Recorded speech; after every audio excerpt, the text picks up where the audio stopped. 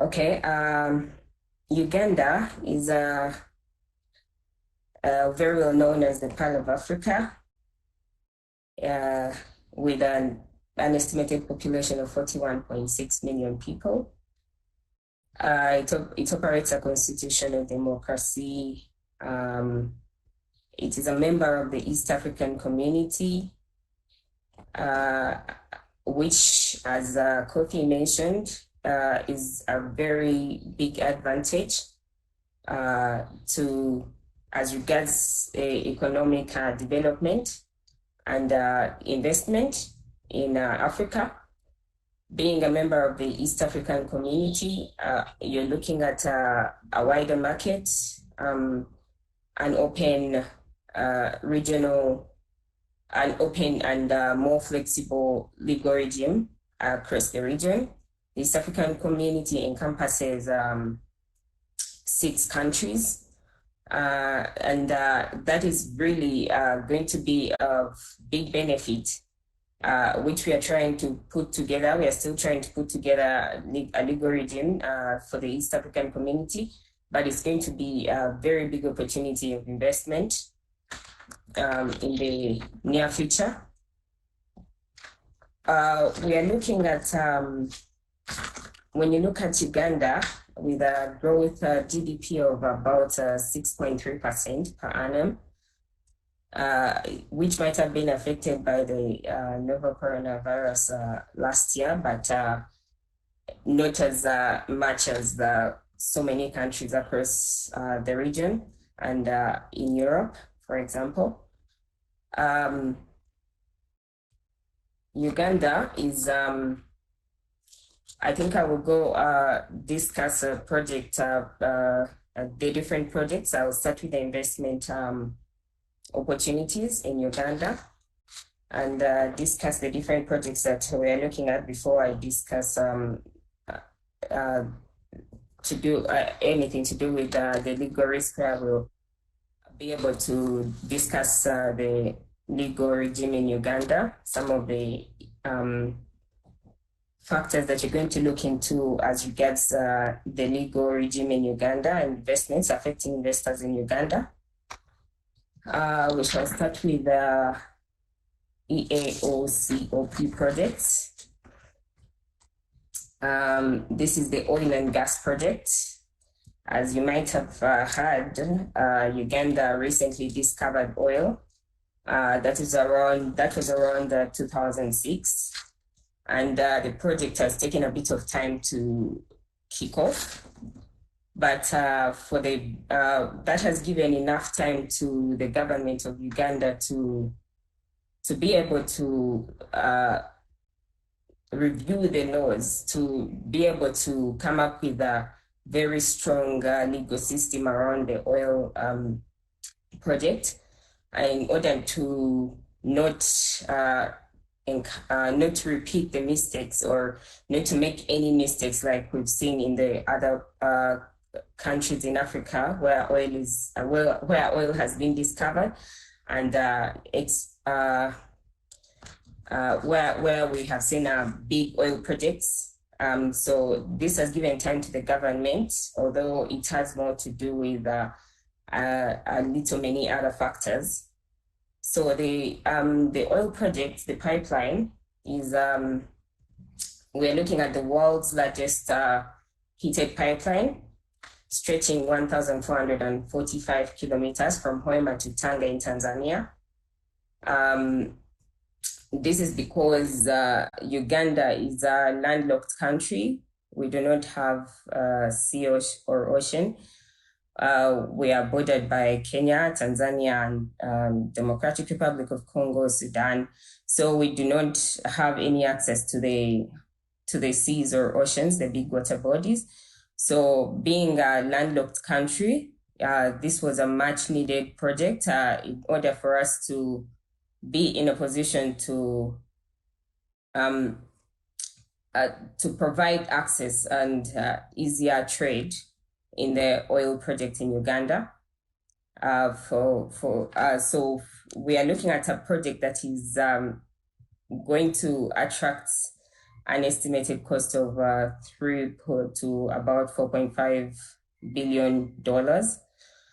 It is currently sponsored by Total E&P and CNOC.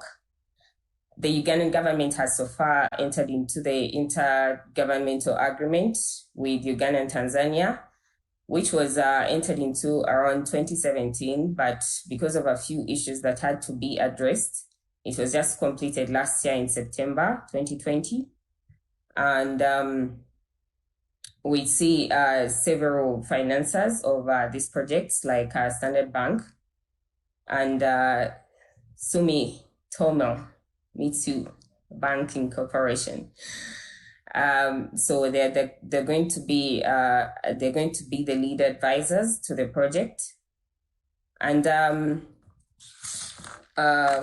with the oil project, we have the Uganda National Oil Company (UNOC), which is the national oil company in running this project, running the oil and gas project. It is a company that is going to invest approximately. It's a company that it's going to have 15% shares in investment and provide licenses on behalf of the government to investors in the oil sector. And we are looking at a project because the amount of oil that was discovered is about 320 million barrels. But now every year we look at more oil reserves being discovered, and about 6.5 billion barrels. So it's really going to be a heated project in Uganda.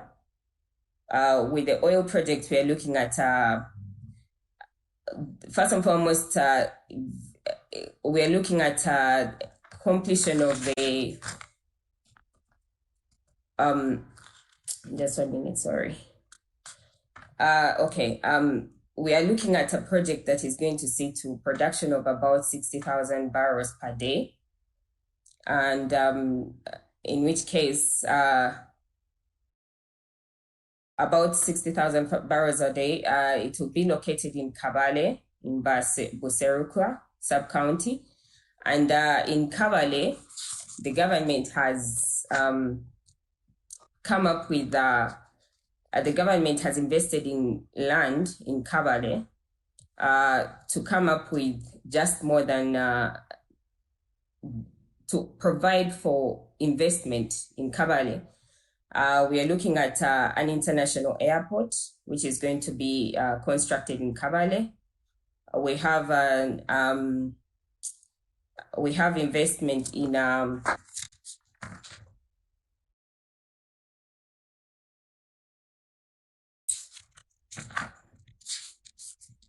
just a minute. So sorry, it's about 25.57 square kilometers of land that has been invested in by the government to provide for refinery, for the international airport, for petrochemical industries and energy-based industries, among other supporting infrastructure. So all those are opportunities to invest into.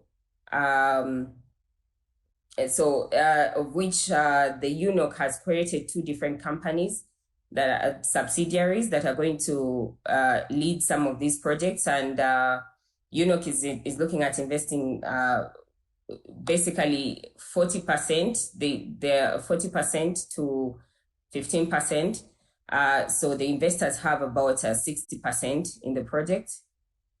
So we are looking at basically a $4 billion project, which is going to be of great, which is still actually young and open for investment, for especially the fact that the country is yet to complete the FID. So as soon as the FID is completed, which is scheduled for about February of 2022, these foreign investment is going to be, this is going to be open for foreign investment, and provision of more opportunities to come in and invest. So I think this is an area that you should take a big advantage of, because there's lots of room for example, exploration of the oil, as the government is looking at getting more and more reservoirs. So it's really providing a big room for investment for many foreign companies. So the Uganda National Oil and Gas Policy for 2008 recommends refining the discovered oil in the country. National and regional petroleum products demand prior to exportation. The project is developed as a PPP. By this we mean the private-public partnerships. And then it's in the Albertine Graben Refinery Consortium. So for what you should note is that the Albertine region is very far away from the capital city. So we are looking at bigger opportunities coming up here, like construction of more hotels. We are looking at construction of the roads leading to this region. We are looking at the airports, like I mentioned.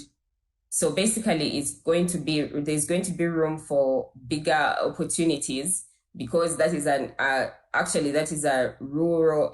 region that has been entirely rural in nature. So it's yet to be, there's a lot to be discovered there. There's a lot to be done with the region. So this oil project is providing a lot of room for that opportunity. Then we look at the construction sector, which is more or less in the same category as the oil and gas sector, because it's being developed concurrently. So, for example, the construction projects, due to the discovery of oil, are actually they are going rampant. The construction is going rampant in Uganda. We are seeing so many roads being constructed. For example, we've advised on some of these road projects in Uganda. For example, some of them are being given to SICO, the Chongqing International Construction Company, and all these are being developed because of the discovery of the oil, and the encouragement of foreign investment in Uganda. We are looking at some of the bigger projects that have come up, like the construction of the Entebbe Expressway, Kampala-Entebbe Expressway, which in essence has been of great value. It has, because for example, the only international airport Uganda has is Entebbe at the moment. So this has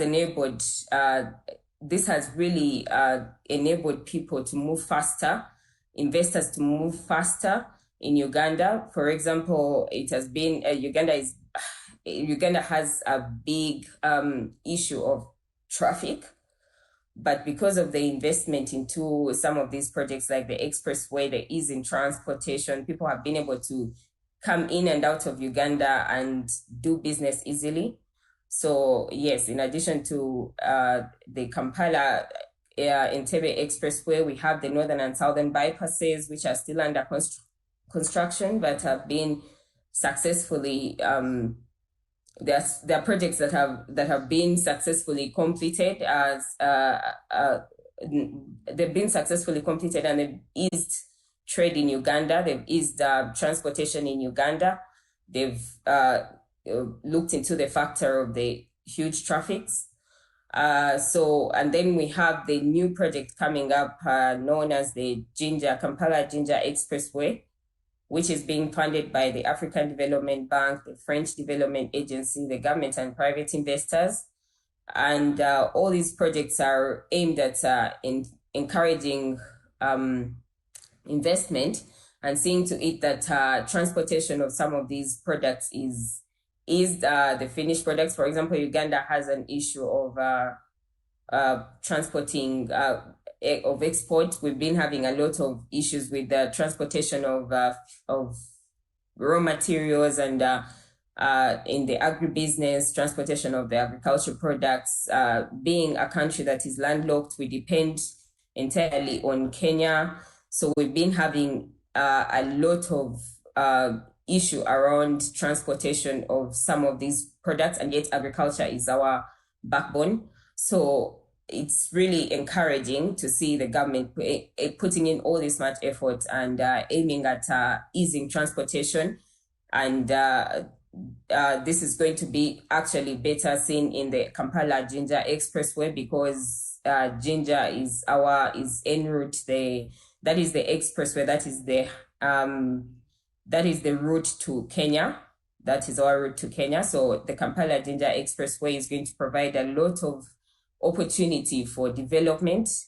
We shall need more hotels. We have very few hotels of 4, 5 stars, 7 stars. Those are very few in Uganda. So there's a lot of opportunity around that. Jinja is one of the biggest tourism countries. It's our biggest contribution to tourism. It's one of our biggest contribution to tourism, considering that it encompasses the source of the Nile, that is River Nile. So it has been attractive. We've seen people come up with projects like the extracurricular activities, recreation, like the bungee jumping, the quad biking, in that region, and taking full advantage of the source of the Nile, and the fact that the Lake Victoria actually also goes partly through Jinja. So it's going to really be a good thing for Uganda to come up for this expressway, the Kampala-Jinja Expressway, to be constructed fully. And there's a lot of opportunity lying there in as far as investment is concerned. We really need a lot of investment in that area. Then in the agriculture sector, we have seen a lot of difficulty, and we've missed out on a lot of benefits as a country from the agriculture sector, which is our backbone. We produce and export. We produce and export raw materials instead of exporting processed products. So that is also deriving from the fact that we have poor technology, which we are still trying to build and create better opportunities in that area. So with better technology, for example, there's 1 or 2 companies in Uganda that can do the testing of some of these products before exportation. So there's still a gap in that area that needs to be filled up as far as the foreign investment is concerned. And considering that we don't have as much of that technology here, it would be seeing as China is very good, it has proven to be of high technological value in the world. It would be of great benefit if investment is made in that area, in as far as testing is concerned of products before processing of some of these products to create finished products.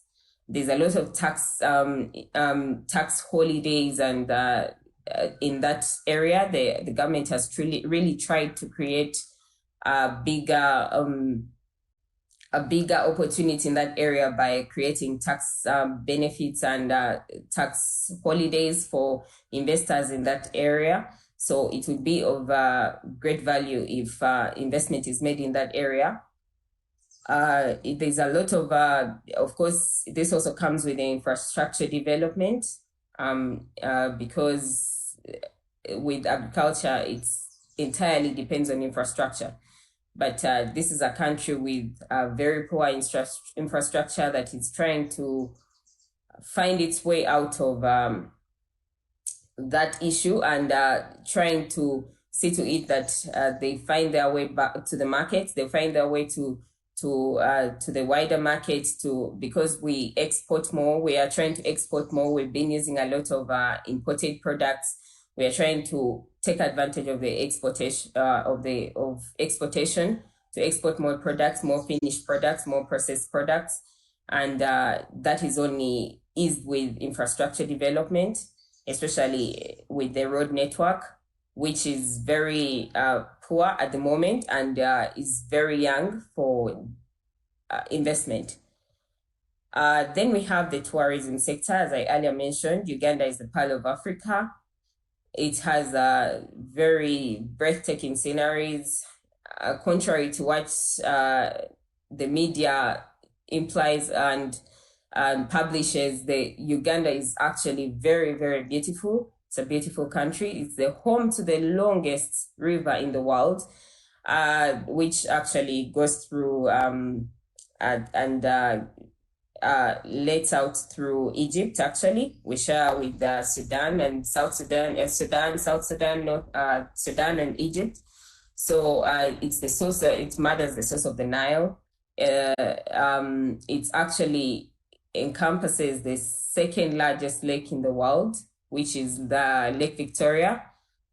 It has approximately 50% of the world's mountain gorillas. It's which are very rare species to find, by the way, in different parts of the world. So it's an industry. This industry has attracted and still attracts a lot of investors. So many people have tried to come in and take advantage of this industry. And now Uganda is looking into this sector as much as possible to develop this sector, because it's we've been relying on a lot of opportunity in this sector.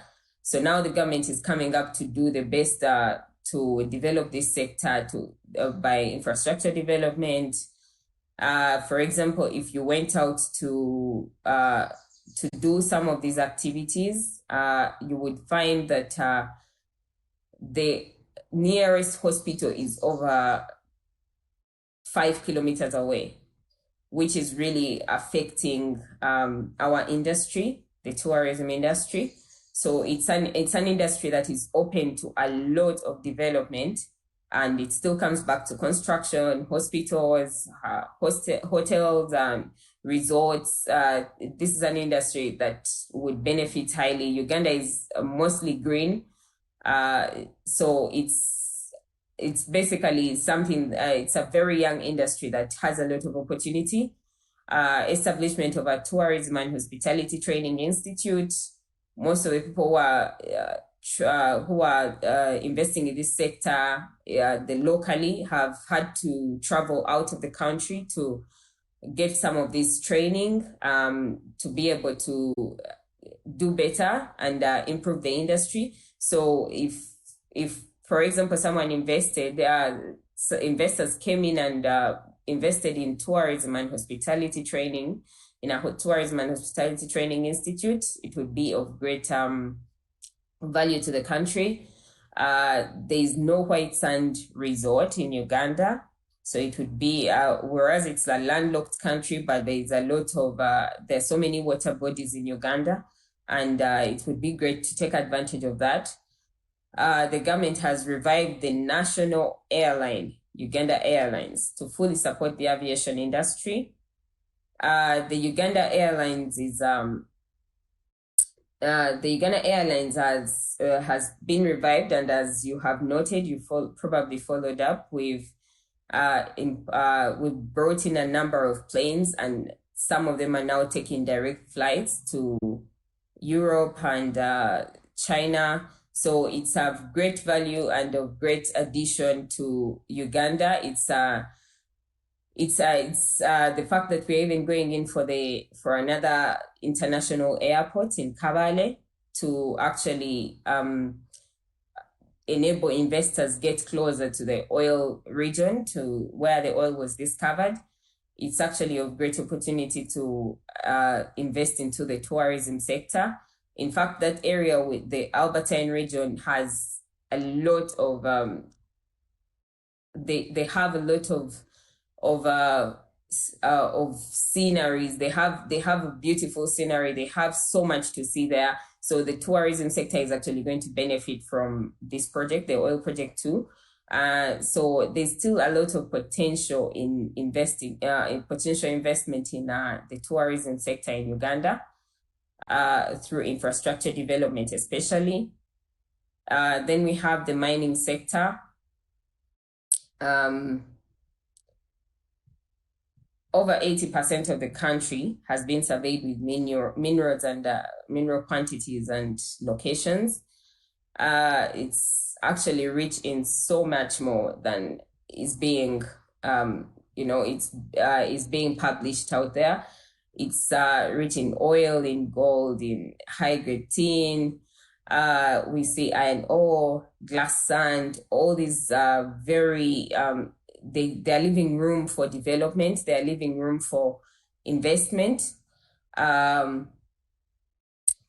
we see surface rights agreements negotiated between landowners and mining companies in order to enable persons discuss, in order to give investors property and ease in investment, leases, for example. To be able to put up some of these projects. We see the local means of mining vis-a-vis the technological development in the sector. Most of this mining is being done by local residents in the area. They're using very local means of mining.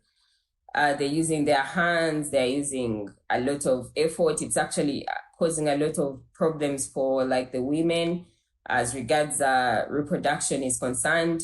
So it would be of great value if investment is done in this area as regards mining. There's very big room of investment in this area, and especially provision to actually be able to provide very finished products, very finished products at the end of the day will actually give a bigger market to the investors.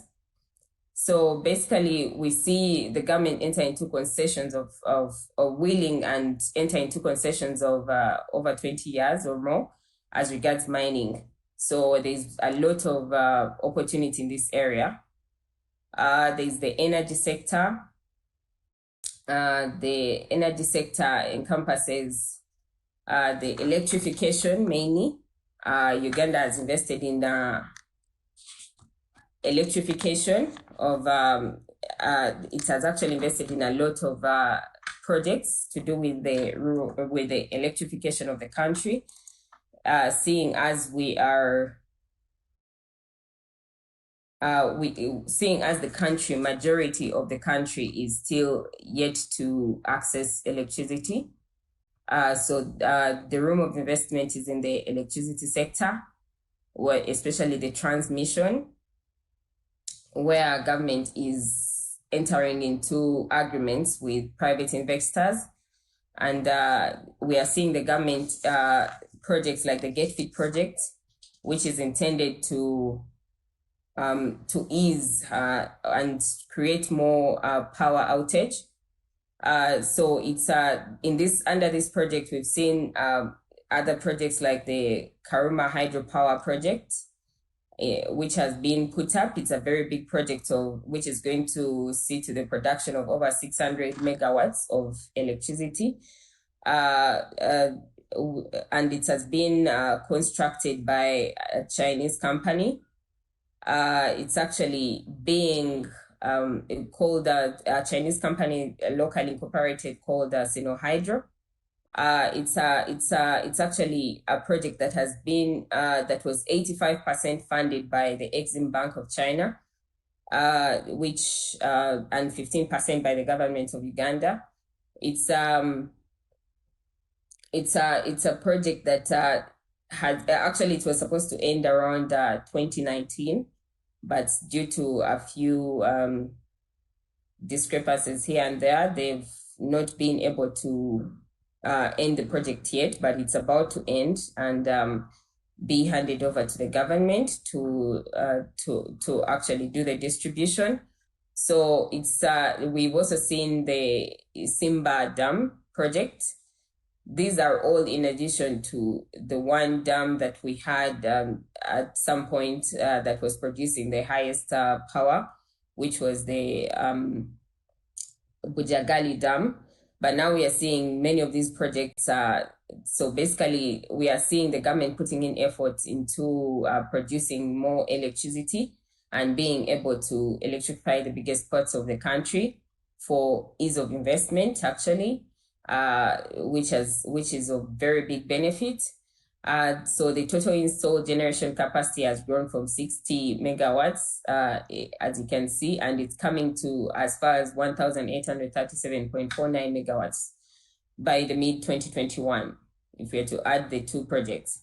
So basically, Uganda's power generation is mainly diversified across 4 different sources as follows: the hydro, which has 1,023.59 megawatts, thermal, which is 100 megawatts, cogeneration with 63.9 megawatts, and grid-connected solar with 60 megawatts.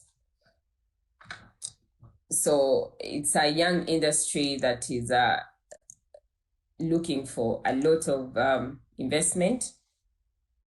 And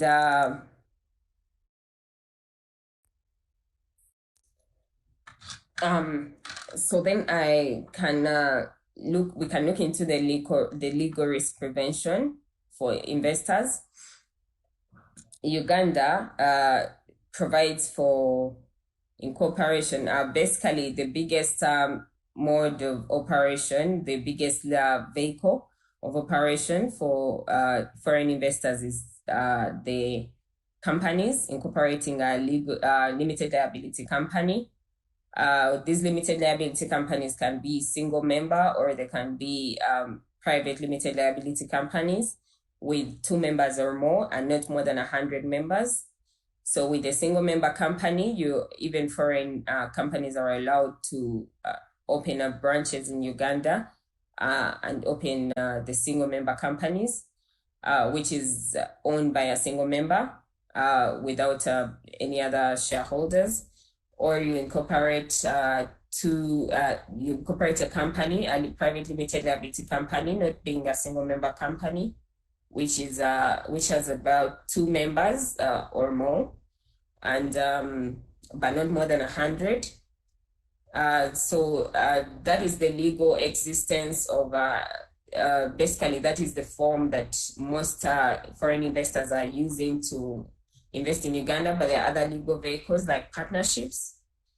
Although with partnerships, there's not much room for many of these opportunities that companies offer in Uganda. So the corporations offer in Uganda. So it's much easier to operate as a corporation than as a company than as a partnership. So but the partnerships attract, you're not supposed to be more than 50 members. You can be 2 or more, 2 or not more than 2 and not more than 50 members. With investment, we have a legal risk around the investment licenses and permits. It is very important for investors to obtain all the necessary licenses and permits. In as far as licenses and permits are concerned, we are looking at the license from the Uganda Investment Code, basically the Uganda Investment Authority, which has been created under the new law, the Uganda Investment Code Act 2019, which is intended to facilitate and monitor and evaluate investment and investors in Uganda, encourage investment in Uganda. The Uganda Investment Authority is under the supervision of the Ministry of Finance. All foreign investors must register with the Uganda Investment Authority before commencing business in Uganda. And in order to be registered as a foreign investor, there are so many requirements that are required, but not very hectic. There are many, but with the right legal assistance and with the right, if you have all the requirements, it's not something that is hectic. you can actually obtain your license in about 2 days. And as long as you have a minimum capital requirement of 250,000 US dollars. So it's basically an act that is going to create, that has created room for better investment and has provided for investment in Uganda, has provided for ease of investment in Uganda. And we are looking at also the other basically permits and licenses that you would require. It would require an investor to get like a trading license. For example, if you're trading within Uganda and you have business within Uganda, you're required to get a trading license. You have to get an environmental risk assessment permit. This permit is this is granted by the National Environment Management Authority, which must carry out and inspect the area of investment, in consideration of the business you're going to operate, especially construction and anything to do with in those lines like construction. It's very important. Like the tourism sector, you would definitely need the environmental risk assessment permit. So basically, those are some of the permits that would be required, acquired by a foreign investor, but they are not as hectic as they seem. It's actually, the process has been eased so much. They've created one-stop centers where investors can actually access some of this information and gain assistance from the authorities, the different authorities, parastatals, to be able to obtain these licenses. Then we have the tax and regulatory compliance, for as long as you comply with your taxes, which is Uganda actually attracts a corporate tax of 30% without discrimination of whether it's a largely foreign company. That is to say, majority of the shareholders are foreigners. There's no discrimination. For as long as you do business in Uganda, the corporate tax is 30%, among other taxes. We have I've already talked about the environmental compliance, then the immigration. So in this area, we are seeing there's a lot that is going to change as far as obtaining work permits is concerned in Uganda, or working in Uganda is concerned. The government, the parliament has recently passed the local content law, which is yet to be assented to by the president of Uganda. It's a law that is going to introduce a lot of factors that should be considered by investors. For example, there's going to be a requirement for a work permit that should be not more than 3 years. And that work permit can only be renewed once.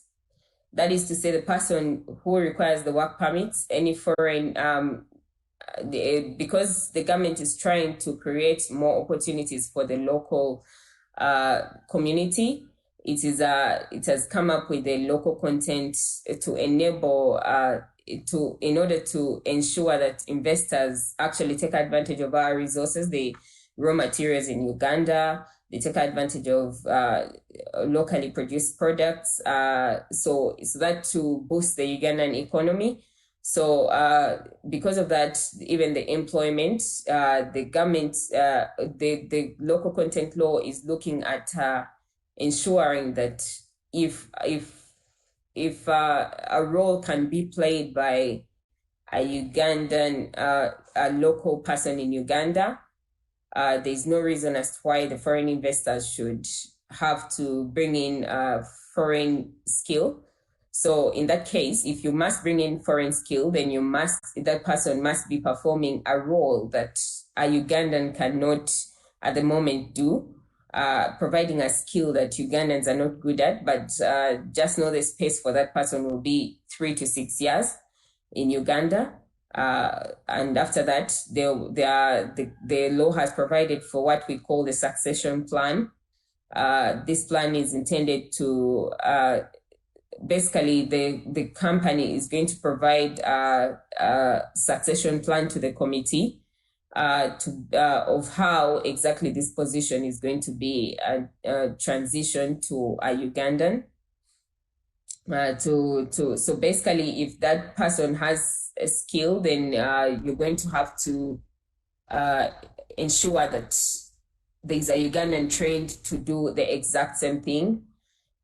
We've seen promotion of this local content by some of these companies, like under the oil and gas, like Total, which is currently providing scholarships to Ugandans to study abroad and gain expertise in the oil and gas sector, like engineers.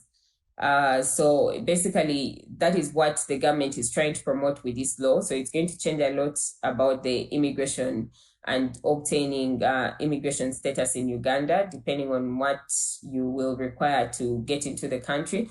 But that shouldn't be a problem. It's actually intended to ease and take advantage of the many youths in Uganda who are looking out to do some of these projects, who are looking out to invest in these projects in Uganda. So basically, it's also going to provide for subcontraction for some of the requirements around subcontracting.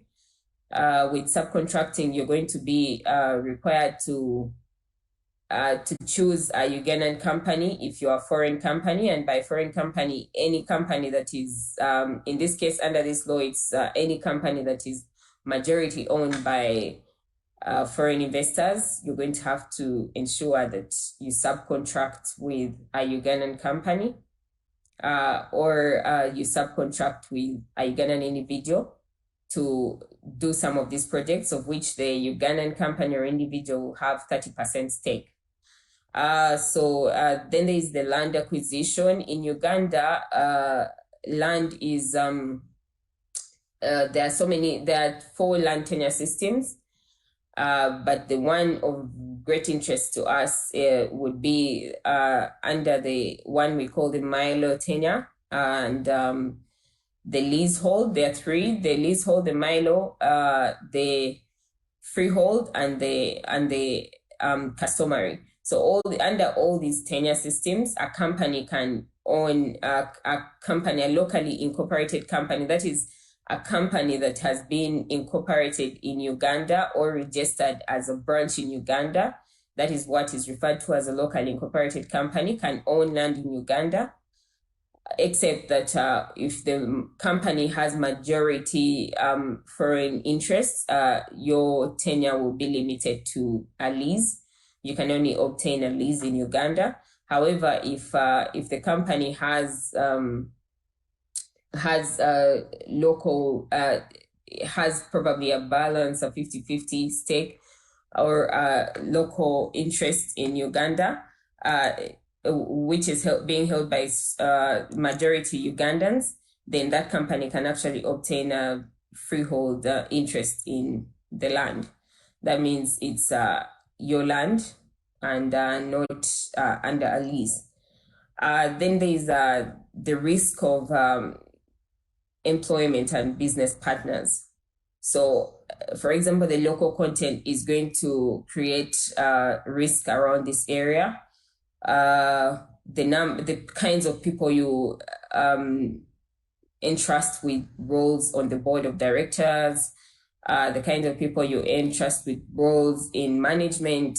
It's going to be very important to do the necessary due diligences on such persons to ensure that that these persons you're entering into agreement with are actually legible, and there won't be a reason for you to have probably your license cancelled over a few issues there and there, or poor management and all those issues that might raise or arouse the government's or the authorities' interest. Then we see the public-private partnerships, as earlier explained. These are partnerships between Ugandans or rather between private entities and the government of Uganda. And these partnerships are aimed at ensuring that some of these projects are kickstarted, the bigger projects. As earlier mentioned, like the Kampala Jinja Expressway, it's a project under the PPP. And so most of these projects that you're likely to invest in are most likely to be those under public-private partnerships. Collateralization, Uganda has an issue around finance. And although in actual sense, there is room for more investment. We've seen the Exim Bank invest in a number of projects in Uganda. So there's room for investment by foreign entities, foreign investors. And actually, you can invest through the financing projects. So collateralization, although the government of Uganda avoids providing collateral, providing collateral in the form of say, for example, providing you collateral of a particular infrastructure. It's more into the guarantees, providing guarantees, although it will meet its and comply with its tax obligations. It's providing room for more investment in that area, the finance area. So, and it has been meeting its debt in due course. So it's also an area that is risky, but should be considered. It's not something that should actually worry an investor.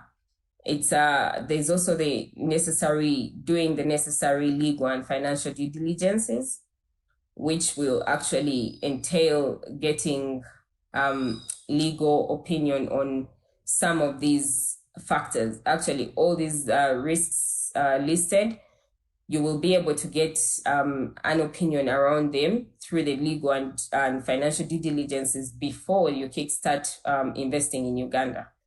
So those are some of the things that I think are of great value and of great benefit to the Ugandan or to the investors who intend to invest in Uganda. I think Uganda is a young and promising market, very, very promising.